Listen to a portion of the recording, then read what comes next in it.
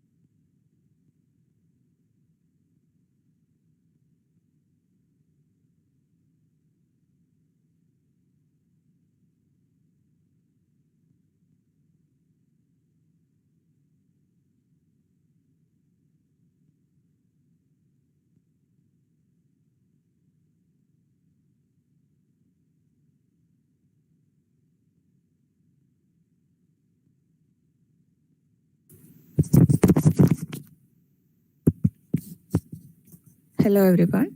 We are about to start the second session of the National Webinar Series, Ethics in Higher Education. I welcome Dr. Diana and Isaac, IQAC Coordinator of Marathonicius College, for the welcome address. Thank you, Sarita. Am I audible? Yes.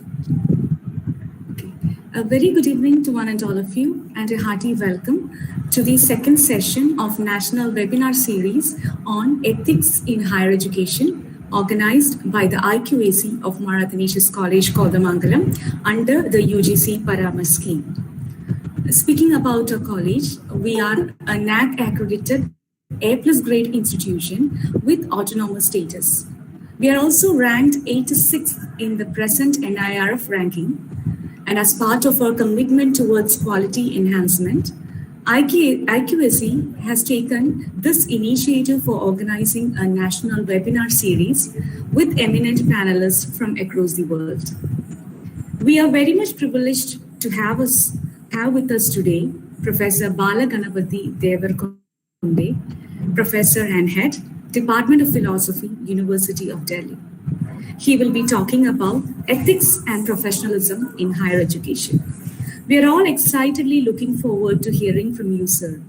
With great respect, I take it as an honor to welcome you on behalf of the IQAC of Marathonicius College, Kodamangalam, to this national webinar series. Welcome, sir.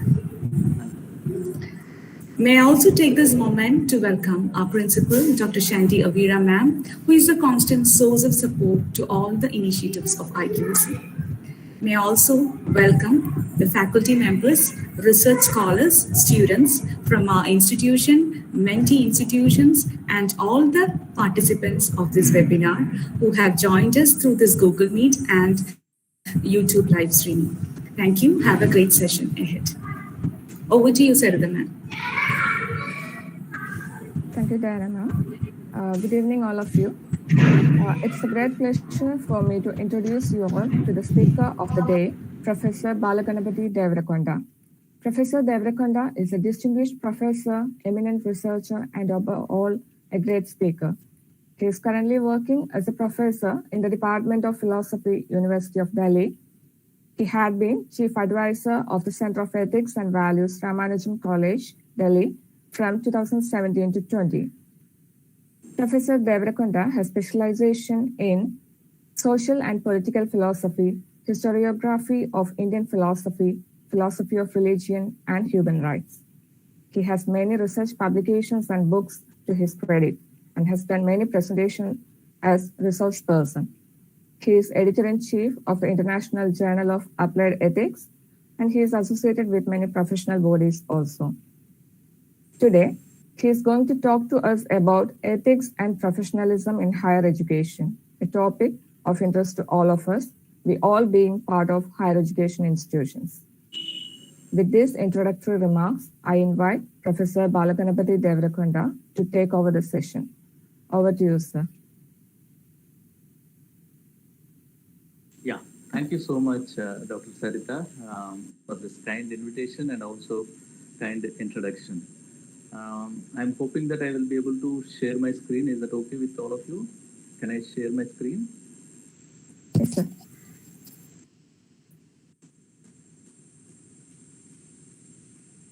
Okay, but then there will be one problem that I foresee. I will not be able to see all of you, so which means I will be able to see only my screen. In that case, if I lose my connectivity, to call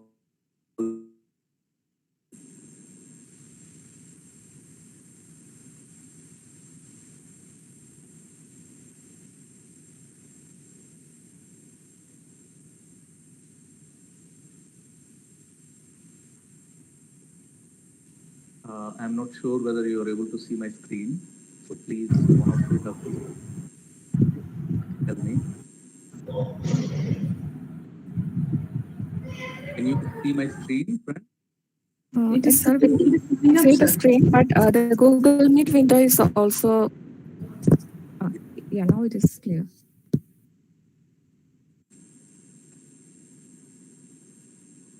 I hope this is clear, right? Yes, sir, it's clear. Yeah. Thank you so much, Dr. Dr. Sarita Nair, for this wonderful invite. I'm glad that Mar Athanasius College of Kottamangalam is organizing national webinar series on ethics in higher education. And Dr. Sarita has contacted me. Because of her, I am here today. So I submit my sincere gratitude to her for this kind invite. See, friends, the theme that is given to me, okay, because I have been talking about ethics and professionalism and higher education on many platforms. So probably that is the reason why Dr. Sarita has asked me to speak on the same thing. Okay. When we talk about, say, this is the theme: ethics, professionalism, and higher education. So we are trying to bring these three together, and these three definitely have some affinity, or probably stronger affinity, which I'm very sure all of us know about it, but sometimes over a period of time, out of fatigue, etc., we tend to forget these very important aspects of professional life, of all of us, because all of us are teachers and all of us have been teaching, or some of you may be research scholars as well. All of us know what is ethics, what is professionalism, and what is higher education, and how ethics is related to higher education, how professionalism is required in higher education, what kind of professionalism exists elsewhere, and what kind of relation exists between ethics and professionalism, which comes forward in the form of professional ethics, etc. But still, though we may already know a lot about these things, I will make a very humble small effort in bringing certain important points into the focus so that we will be able to understand our own professional responsibility towards higher education system and towards our nation and towards our own future as well. So that is my major concern that we have. When we talk about ethics and professionalism in higher education, friends, see, especially higher education, we are all teachers, okay, or probably teacher educators and future teachers. What is the focus? Now, what is it that we deal with in higher education? So, yeah, we know that we deal with textbooks, we know that we deal with classrooms, we know that we deal with syllabus, we know that we deal with examinations, but at the abstract level or concrete abstract level, we deal with two things. One is knowledge, and the other one is our own future.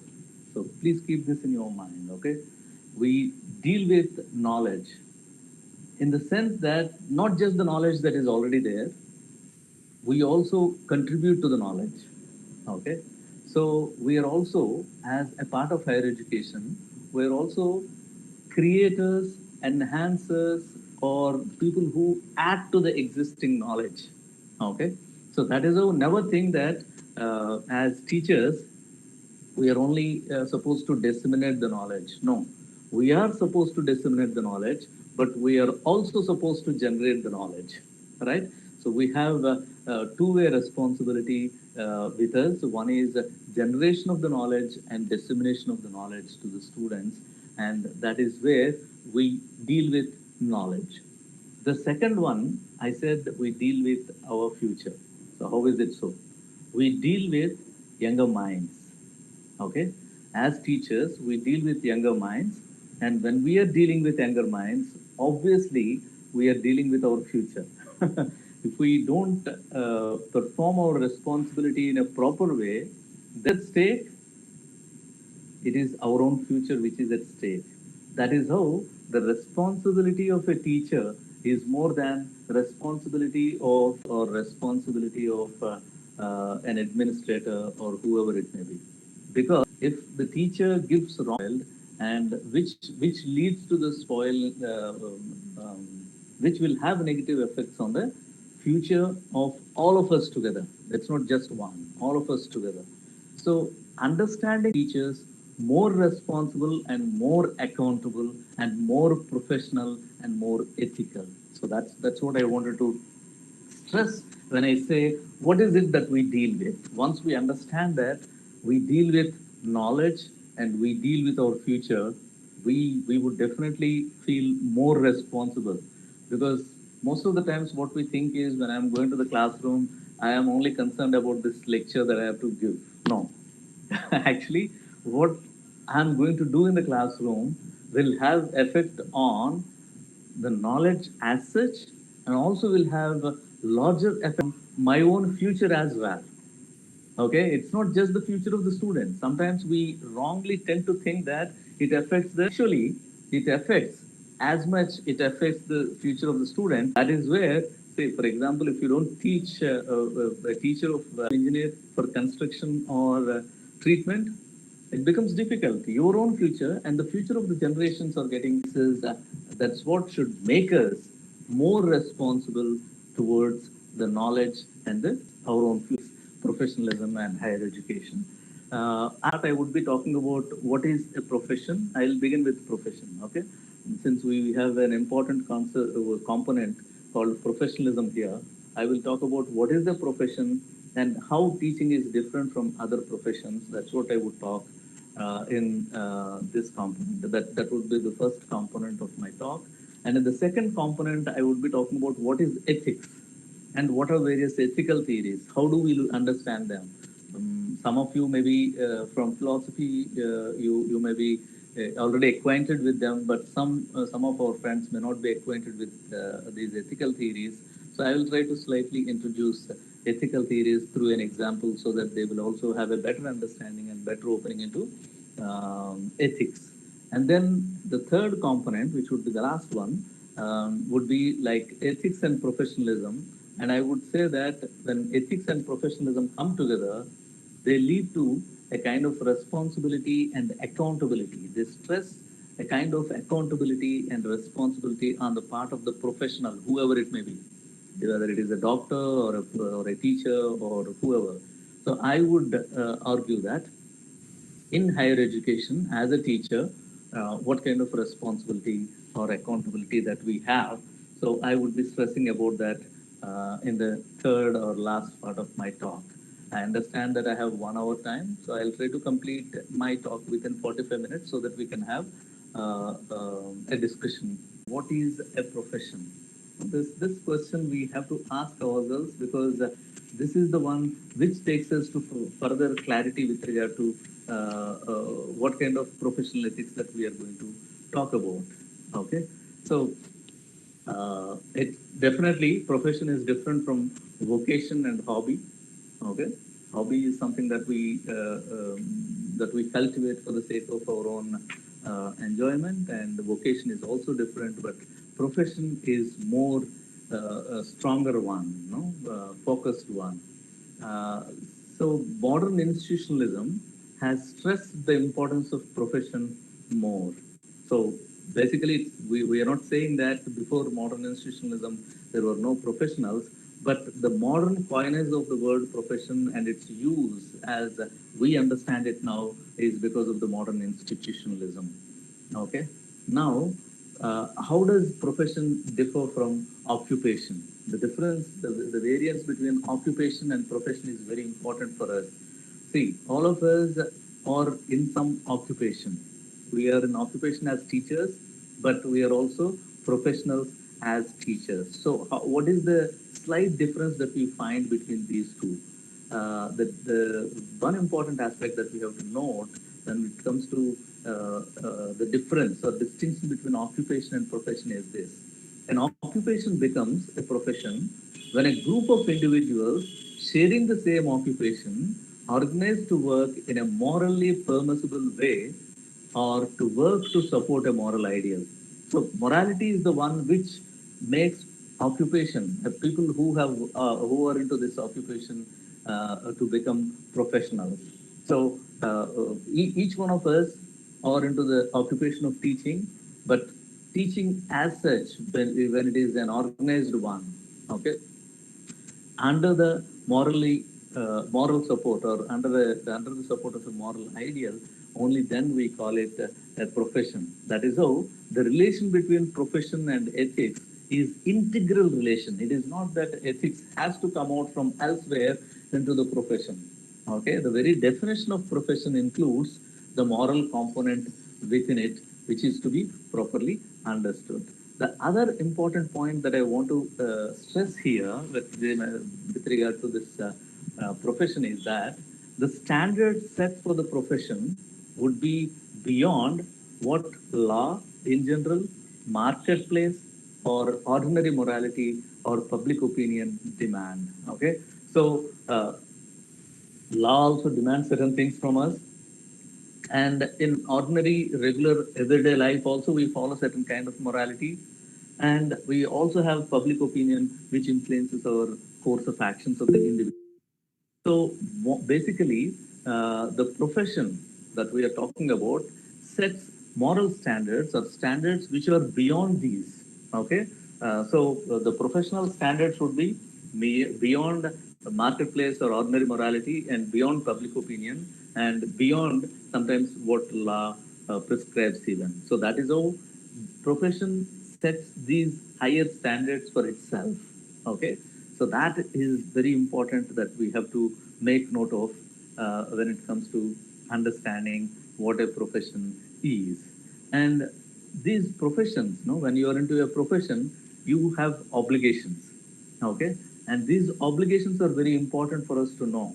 So only when you know that you're obligated to somebody, obligated to something, then your course of action automatically changes, takes a different shape. Okay, for instance, when you know that the action is going to impact your own family members, then your course of action would be different. And if you think that the course of action that you are taking up impacts somebody else who is not known to us, then your course of action would be slightly different. That is how the distinction when it comes to the obligations that each of us as professionals have, once we know them, what kind of obligations to whom we are obliged, then our course of action would definitely change. And in this regard, it is important to know the distinction between known and unknown. I'm sorry, it has to be known and unknown.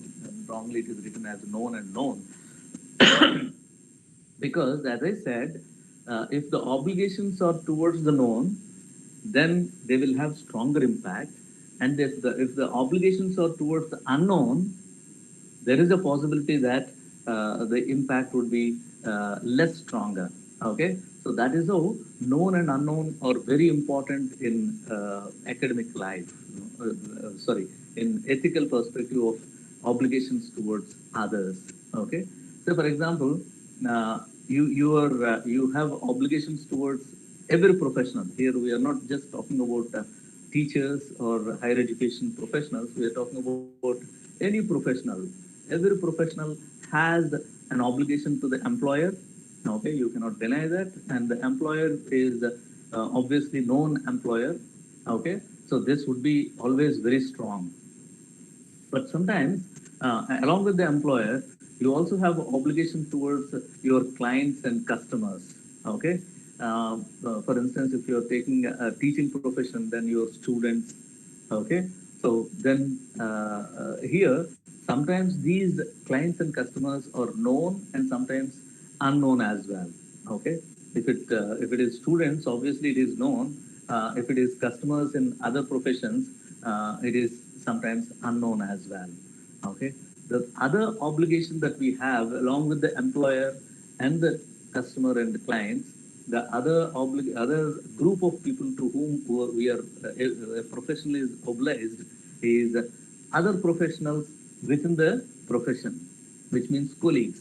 So, for example, if you are a doctor, you have obligations towards other doctors, which is very important. If you are a teacher, you have obligations towards your colleagues, other teachers, other fellow teachers. So these obligations are also very important that we have to keep in our mind. The fourth group to which the obligations would be there of the professionals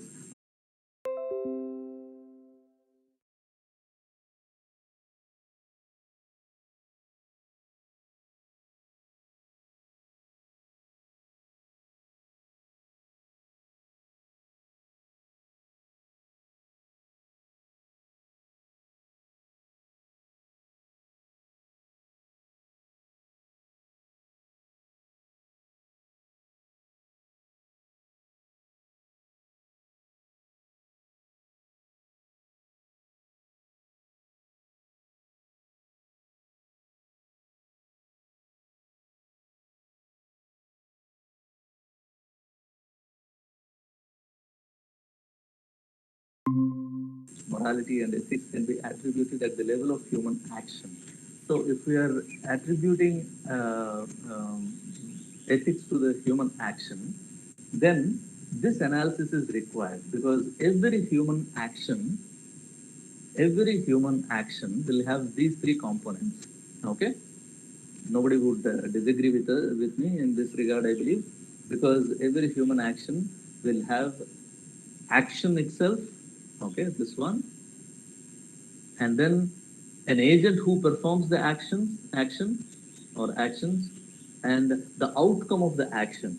Okay, whatever may be the outcome of the action. So these three components would definitely be part of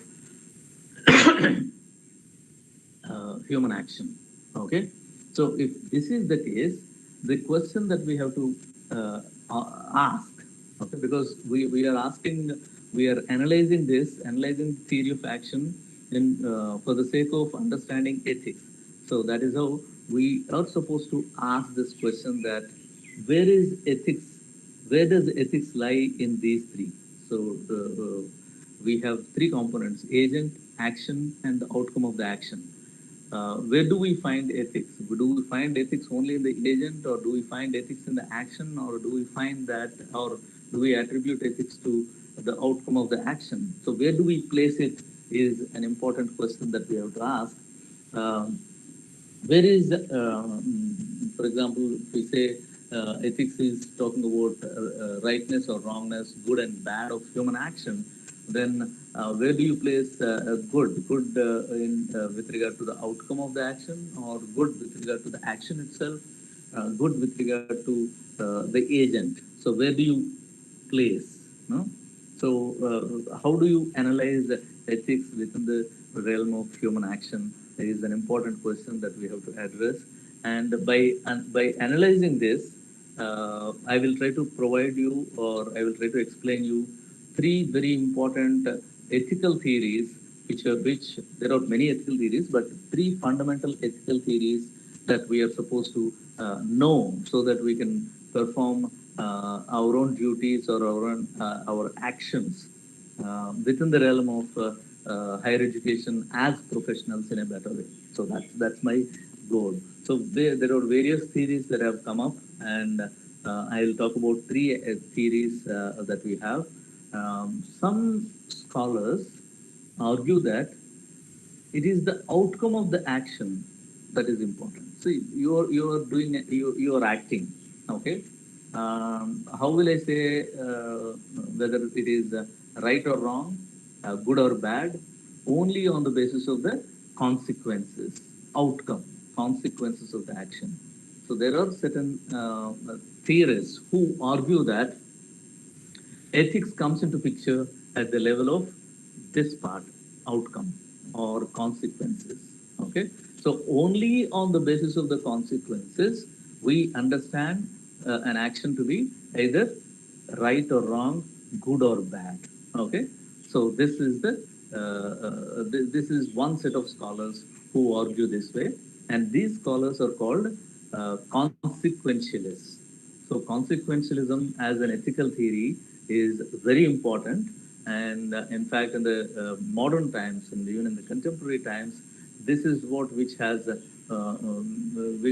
more prevalence and more influence among the people. Okay, so we seem to be more accepting this consequentialist approach to ethics, consequentialist theory of ethics.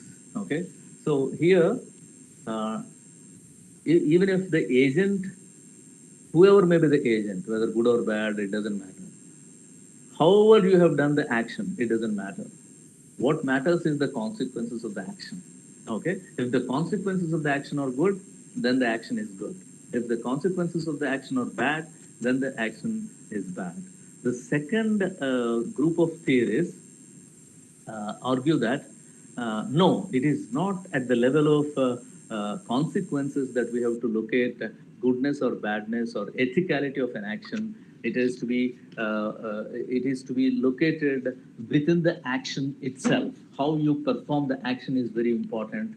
Whether you are performing your action, which means your duty, in a proper way or not, is more important than the consequences themselves. Okay, so if you're true to yourself, and if you're true to your action, if you're true to your duty and performing your duty as per the requirements, then such kind of action can be considered to be ethical. So goodness and badness of the action, the second theory argues, is based on the performance of the action itself as one's duty. Performance of your duties would make it ethical. So this group of the second group of scholars who advocate this view are called deontologists. For example, friends, when it comes to Bhagavad Gita, no?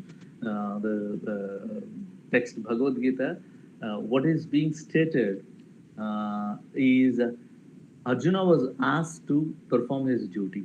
Okay, he says, no, people will die. I don't want to kill all these people.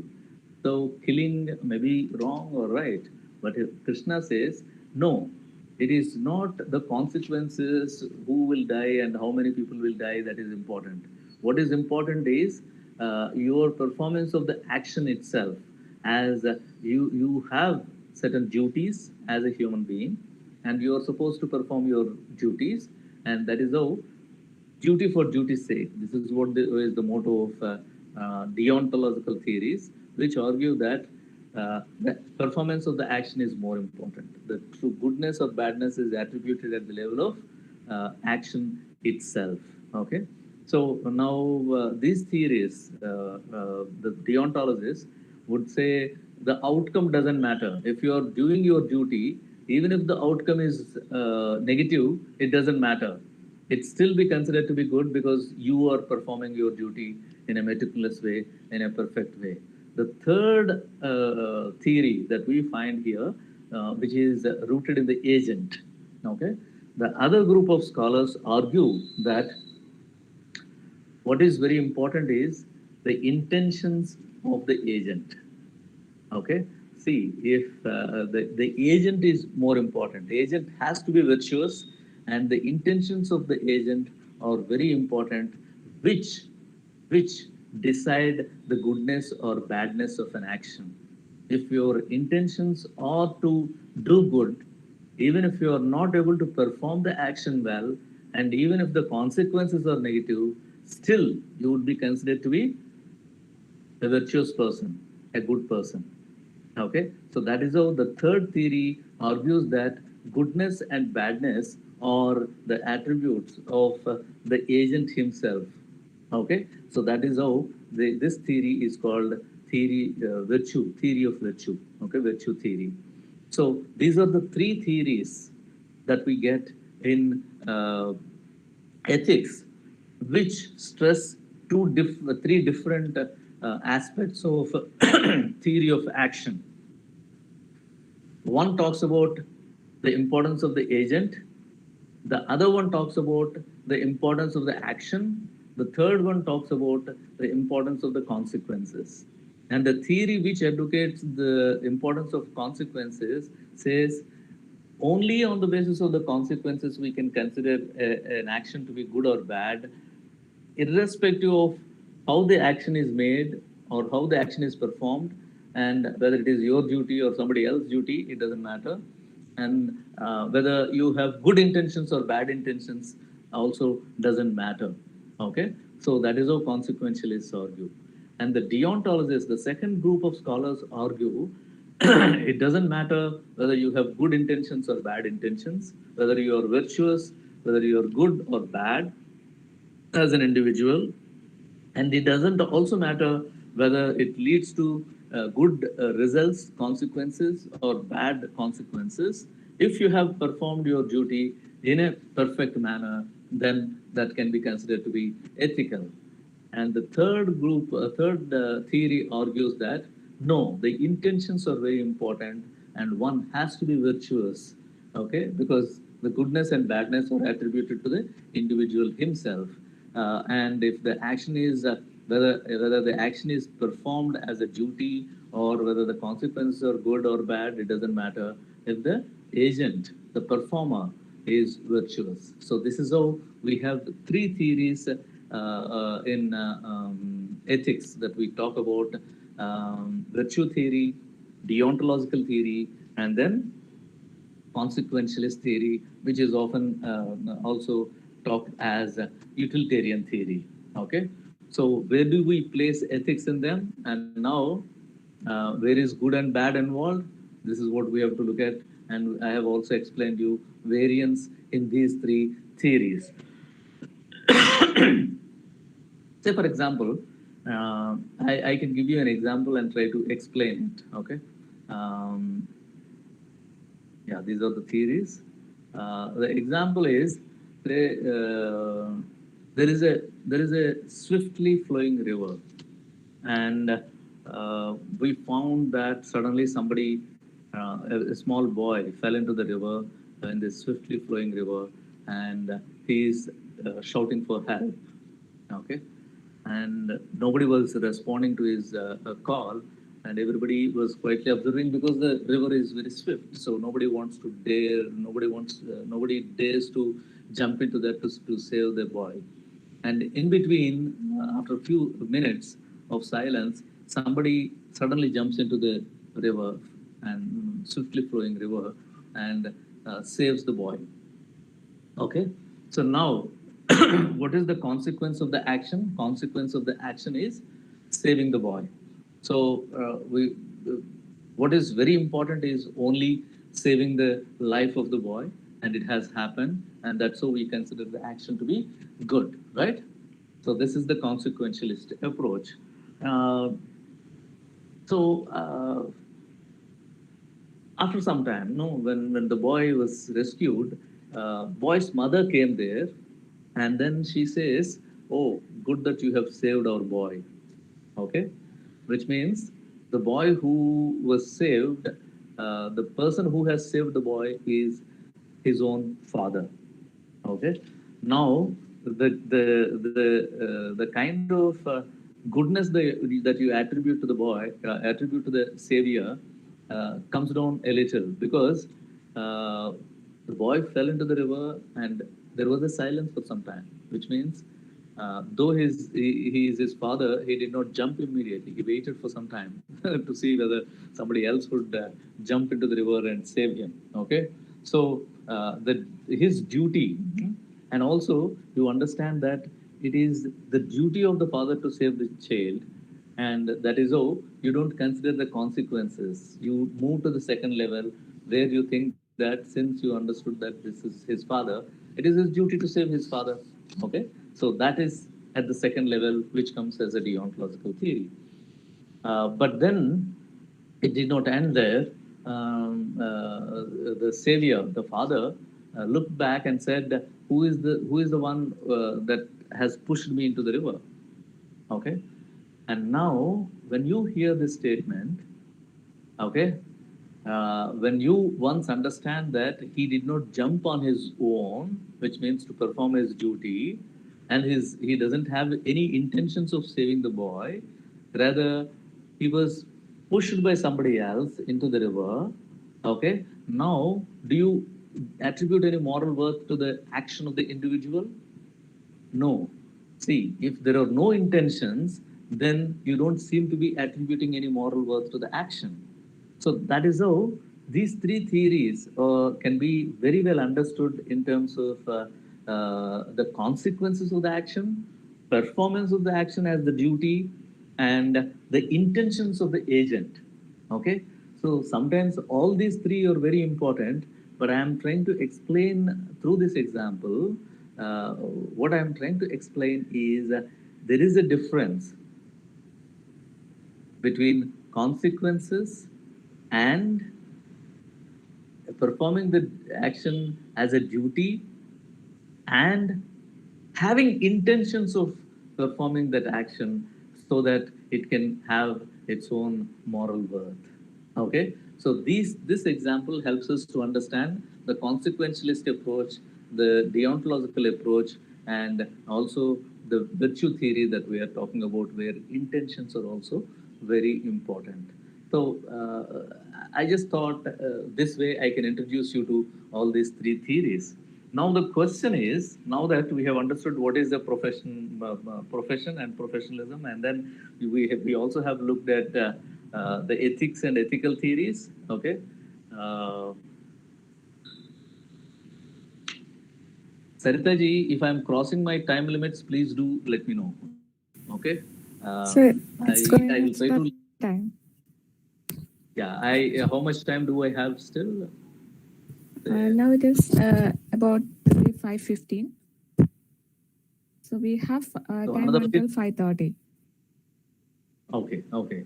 I'll try to complete it as quick as possible so that we have some discussion. Okay.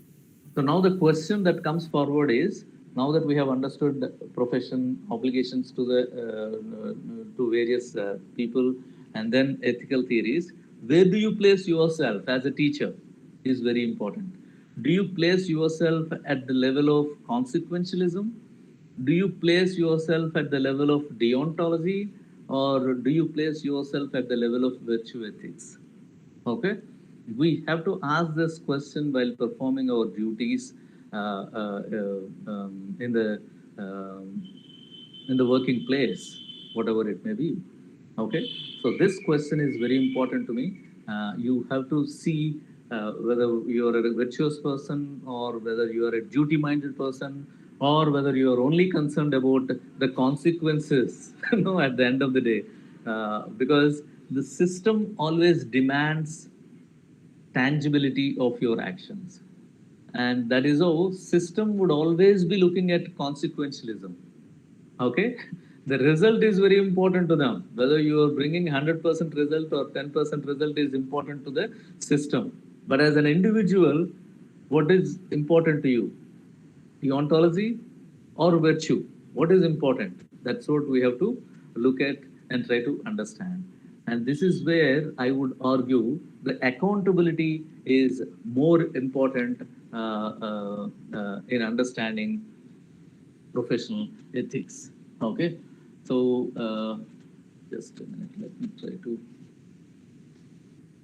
Yeah, accountability in ethics in higher education is important, and accountability involves both teaching and research as well. So, what kind of accountability that we have as a teacher, and what kind of accountability that we think we have as a researcher is very important, because we are only talking about higher education, and higher education involves not just teaching but also research. Okay, and sometimes UGC says research is not required for the college teachers. Sometimes it says research is required for the college teachers. It doesn't matter. Basically, as a higher education professional, we have to take both of them into equal consideration. Okay, that's what I believe. And now the question is, what is professional ethics that we are referring to?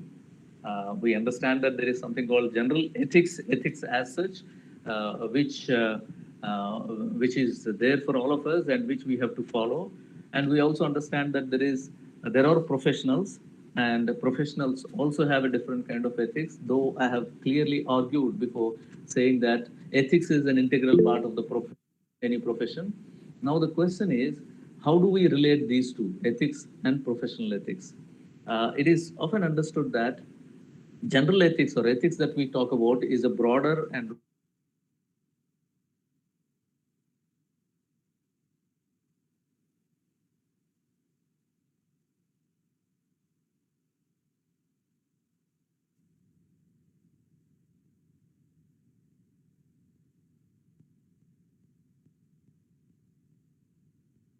ethics. It should not be that it would go against the general ethics.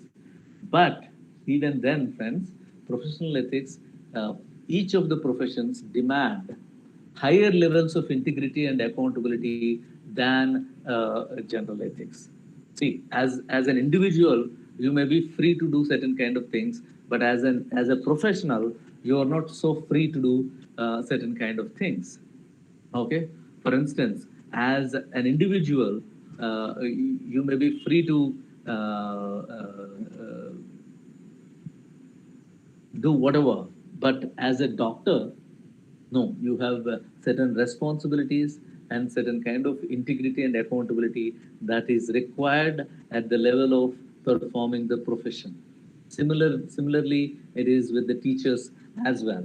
Okay, that is how the professional ethics is more focused responsibility. It stresses the more focused responsibility. As a teacher, your responsibility is more focused than as an individual in the society. And if there is a conflict, sometimes it does happen that there is a conflict between professional ethics and general ethics. So in such kind of things, there is a big debate that is happening. People do argue that general ethics must be, since it is a wider one, that is to be followed. But finally, what is being well established now is that professional ethics has to prevail over general ethics. Okay, that's because profession demands more integrity and accountability directly to the patient or the client with whom you are dealing with. So this is as per the regulations and demands of that profession. Okay, and this is with regard to the relation between ethics and professional ethics. As teachers, okay, performing our duties is very important, and this is what is called the deontology. And with regard to our classwork, evaluation, extension activities, whatnot that we refer to, okay, and performing one's duty ethically is more important. Okay, performing one's duty and performing one's duty ethically is more important, which means it's not just attending to the classwork; it is also to be on time, okay, and not getting biased towards evaluations and supporting the students. Okay, this is where see, somebody may say, yeah, I take all my classes, but that is not enough. And somebody may say, yeah, I complete my evaluation within the time, but that's not enough. And somebody may say, I do take students for extension activities, etc. Okay, so this is just mere performance of the duties. But what is required is performance of the duties ethically is required. So when I say I'm taking my all my classes, it is also important to be on time. Okay, and when it comes to the evaluation, not being corrupt in the sense that not being biased towards certain students and unbiased towards certain or favorable towards certain students, and also extension activities like supporting the students, all of them in an equal way. Uh, Another important aspect with regard to teaching ethics, my friends, is not updating one's knowledge. It is not just enough if you perform your duties and if you perform your duties ethically. What is also required on the part of the teachers is not updating one's knowledge. We are as teachers supposed to update our knowledge regularly and frequently so that we give the students the latest knowledge that is available. Okay, latest knowledge is not just in the textbooks. That's how we have to go beyond the textbooks, and that is how we have to do research. So research becomes integral to teaching ethics, not because research is doing some project elsewhere and trying to do some nonsense, but it also becomes a part of the teaching itself, in the sense that while teaching you are supposed to give the updated knowledge to the students. So that is another important aspect that we have to take note of.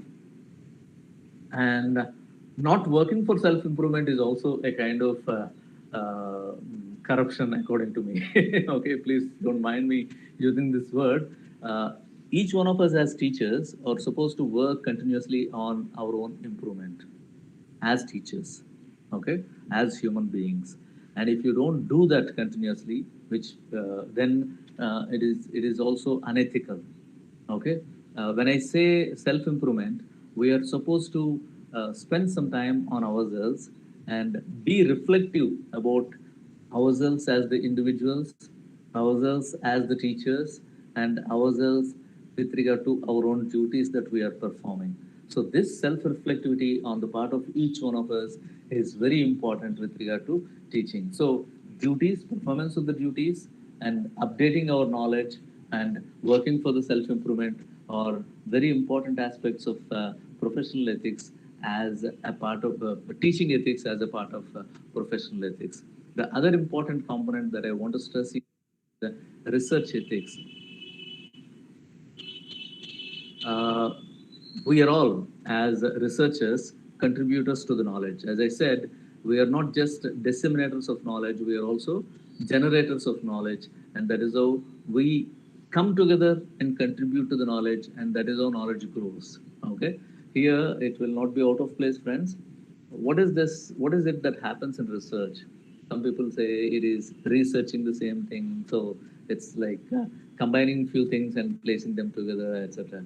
Basically, research is a movement from known to the unknown.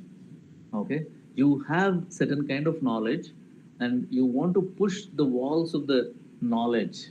Okay, it is through research. What you do is you try to push the walls of the known, push the walls of the knowledge. Okay, so that more domain which is not part of the knowledge comes into the domain of knowledge.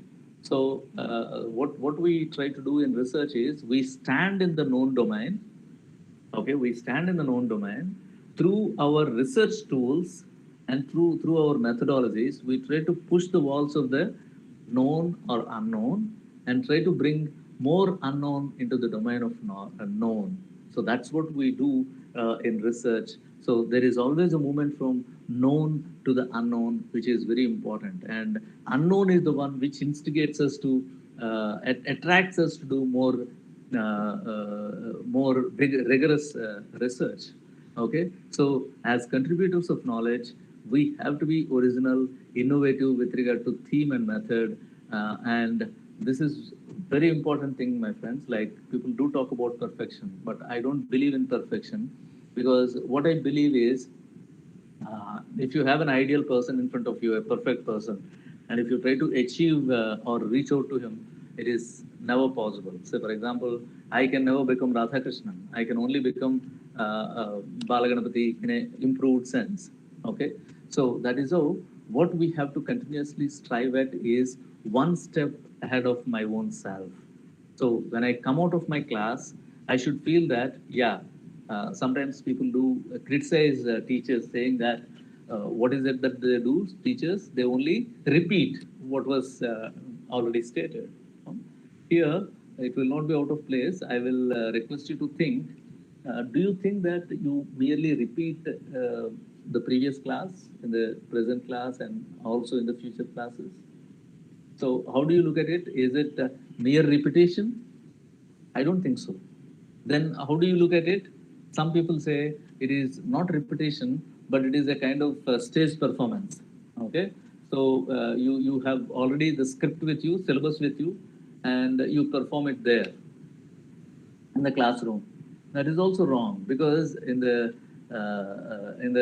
stage performance, when you go to the class, how do you see yourself performing the on the stage?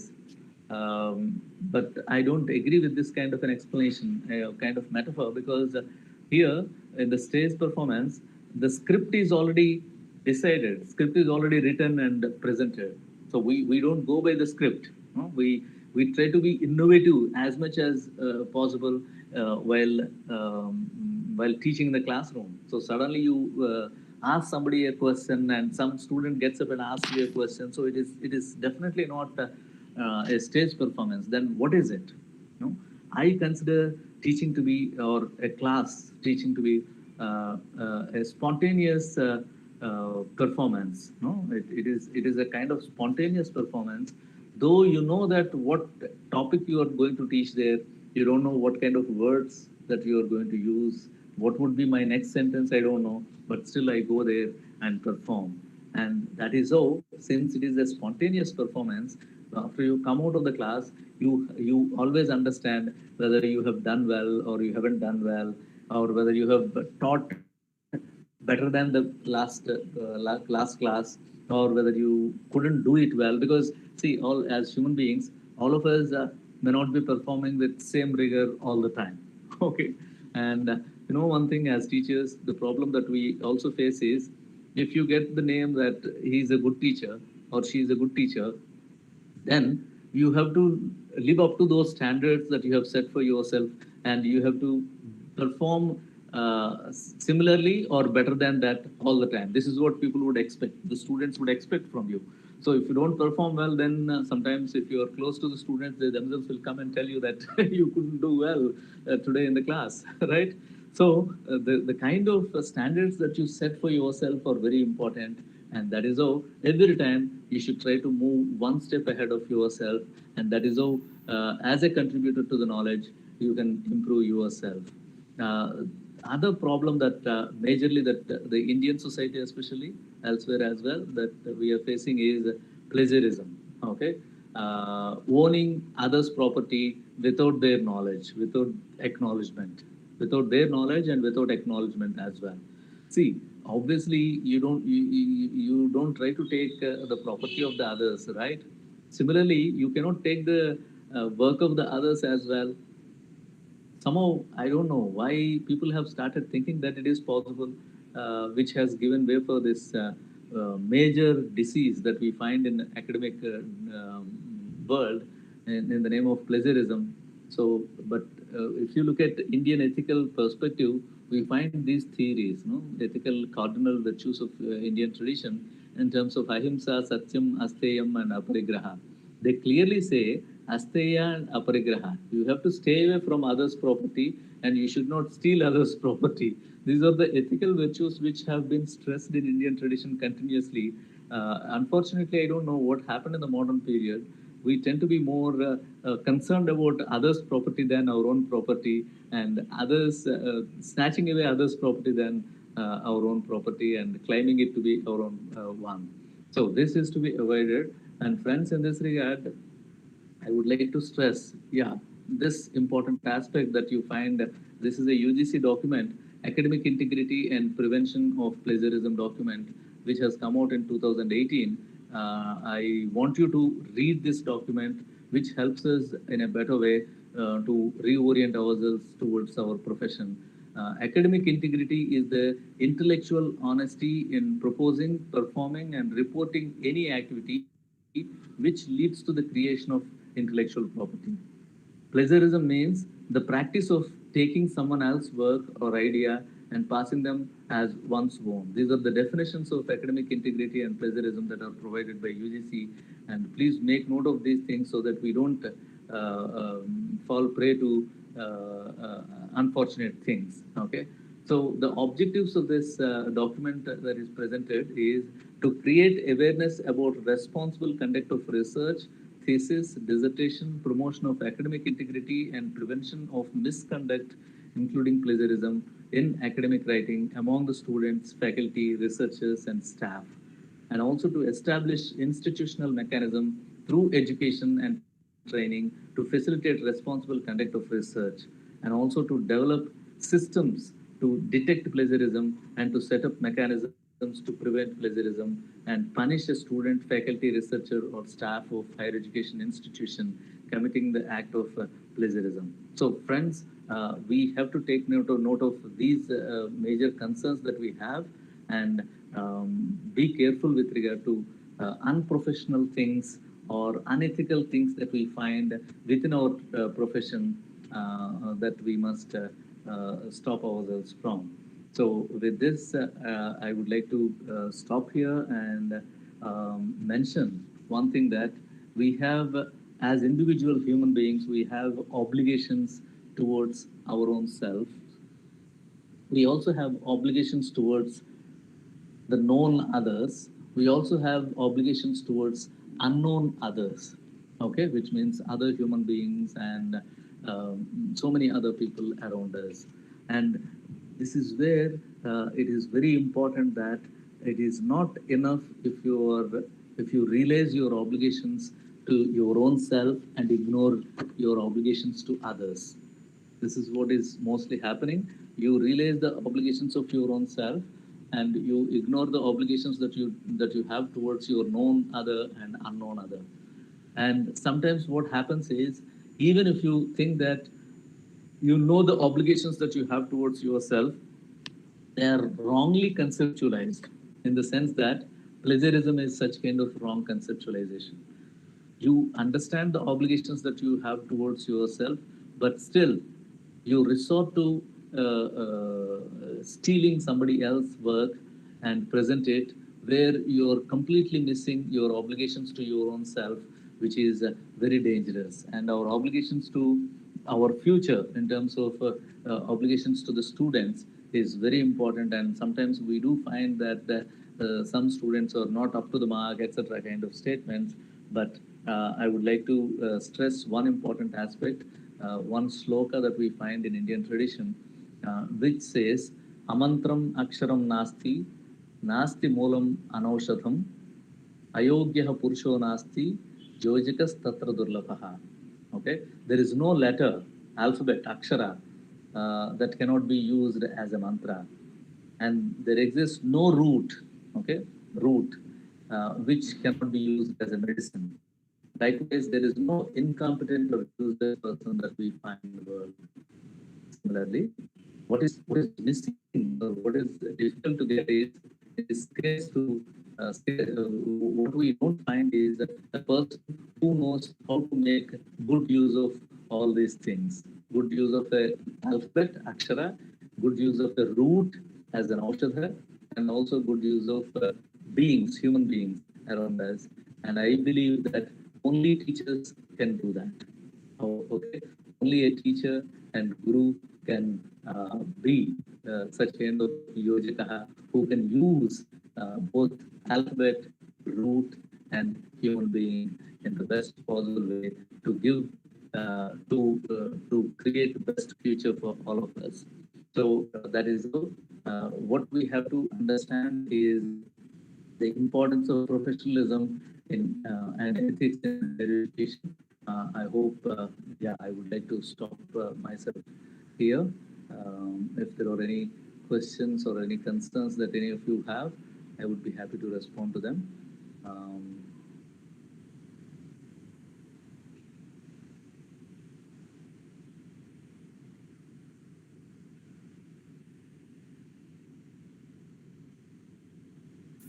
Hello, sir. This was a very wonderful session, which in a simple way explained different concepts like ethics and professionalism to, I think, all the audience participants would have understood the different theories in ethics and all. So right now I would request the participants to actively participate in the discussion section. Or in YouTube, you can post your questions as comments. And in Google Meet, I request the participants to unmute yourself and ask the questions.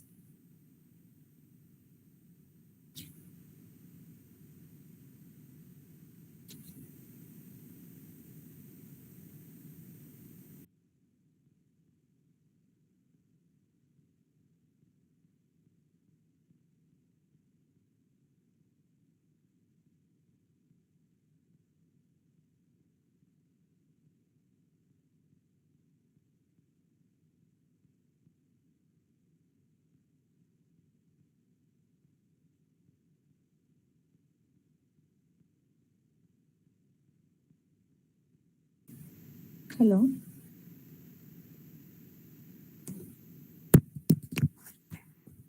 Hello, am I audible? Yes, sir. Ma'am, you're audible. Sir, I think your mic is muted right now. Okay, yeah, sorry. My mic is muted, but I'm requesting Anuji to ask the question because she has raised the hand. So she can, if she has any question or comment or anything that she wants to add, she can do that.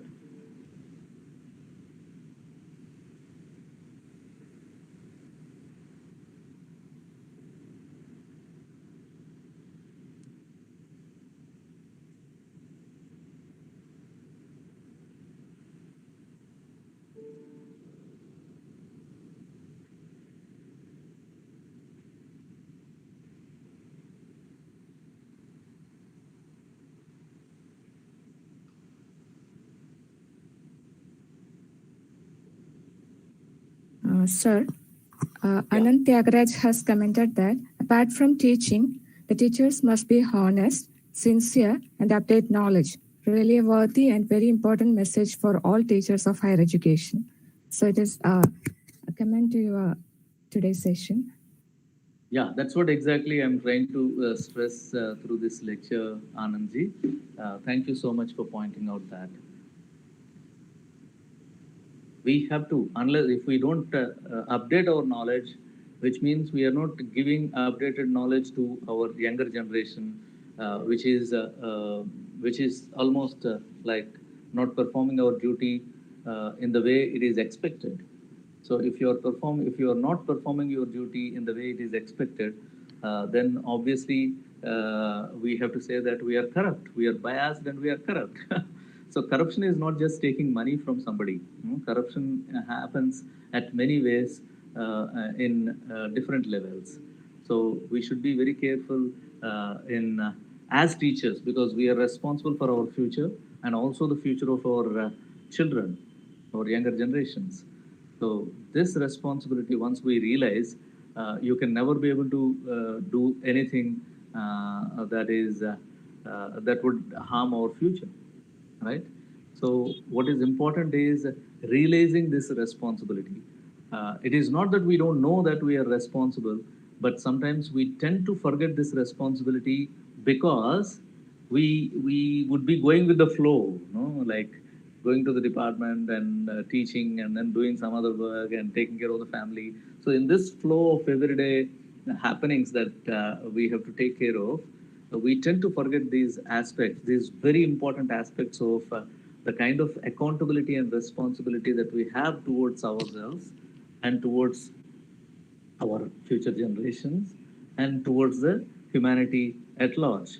So it is not that if I don't teach my class, the whole world is not going to collapse. No, that's not the case. In fact, it may happen as well. No? If there is a if somebody doesn't learn quite well, either engineering or medicine, obviously the student flyovers and buildings will collapse and the patients would die on the table, the operation theater. Similarly, it is not that the people from social sciences and humanities can do whatever they want. No, similar kind of responsibilities. It is not that only engineers and teachers of engineering and medicine have the responsibility. Even students of teachers of humanities and social sciences also have equal responsibility, because at the end of the day, these are the ones who are supposed to continue your moral standards and ethical perspectives to the future generations. If you teaching them, then what will go to you, their own children, and what would go to their own students? Yeah, somebody by name Sanju Thomas ji, you want to say something, please?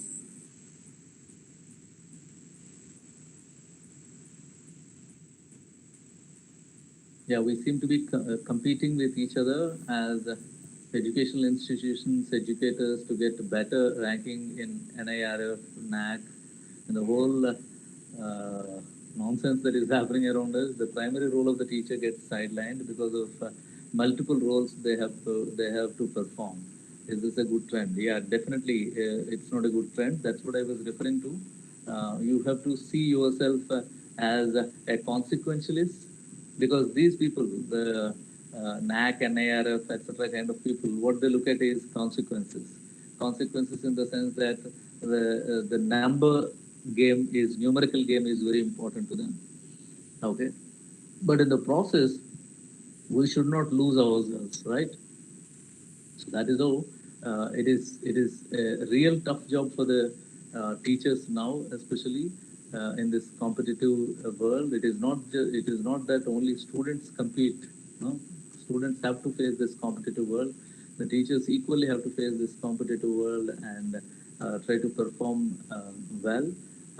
So it's not enough if you are a good teacher. It's not enough if you are performing your own duties. It is also important that the consequences are towards you, in support of you. But I believe if you are virtuous and if you are performing your duty, then consequences automatically would follow, right? Always a teacher will only try to train his or her students to be better than them. But many teachers that I have seen have problems in doing so. due to his or her ego. Sir, what is your opinion on this? Yeah, definitely. That's what I'm saying. We have obligations towards our colleagues, and we have obligations towards our students. So when the obligation towards our colleague and obligation towards our students come in conflict, you have to finally evaluate them and ask these questions that I have posed in the beginning itself, saying that which obligation is more primary to you? Your obligation towards your students is more primary than the kind of prejudices and ego clashes that you have towards your colleagues. So if we don't understand that, then we are failing ourselves as teachers. So that's where we have to be very careful. See, others need not know it, but internally you know that you're at fault, and will you be able to sleep happily if you haven't performed your duty in the best possible way, or if you have harmed a student because of one colleague or so? No, you cannot sleep well. So it is for your own well-being that you have to basically go by the ethics that we are talking about.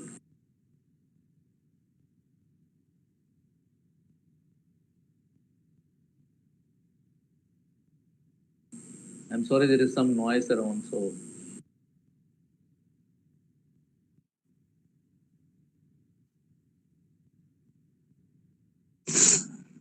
I have placed the link here. Okay, this is a link to my academic work, Academia EDU. So you can visit this website and know more about my work. And also I'll place my own personal website link here. And if you would like to know more about my work and myself, you can know about that here. Okay. So anything else? Otherwise, thank you so much. Thank you, Saritaji, for this kind invite, and thank you all for your patience. And I spoke. Hope I made some sense to all of you. Thank you so much. Hello, sir. Thank you. I will invite Shalini ma'am for the formal vote of thanks. Shalini ma'am, please. Okay, I'm audible? Yes. Okay, good evening all. It's my privilege to propose a vote of thanks on behalf of the IQAC cell of Mara Athanasius College.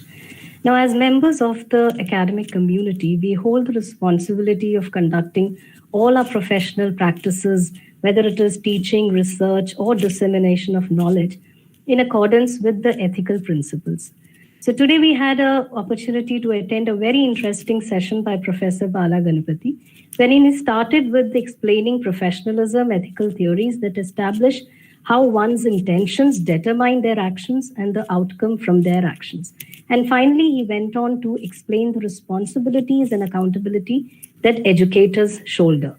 So my sincere gratitude to Professor for accepting our invitation and consenting to share your expertise on this very relevant topic of ethics and professionalism in higher education. Thank you, sir. I also would like to extend my thanks to Dr. Shanti Avira, Principal, for her support. Thanks to the coordinator of this webinar and the organizing committee members. Sincere thanks to all the participants. Thank you once again. Thank you. Thank you. Namaste. Thank you, sir.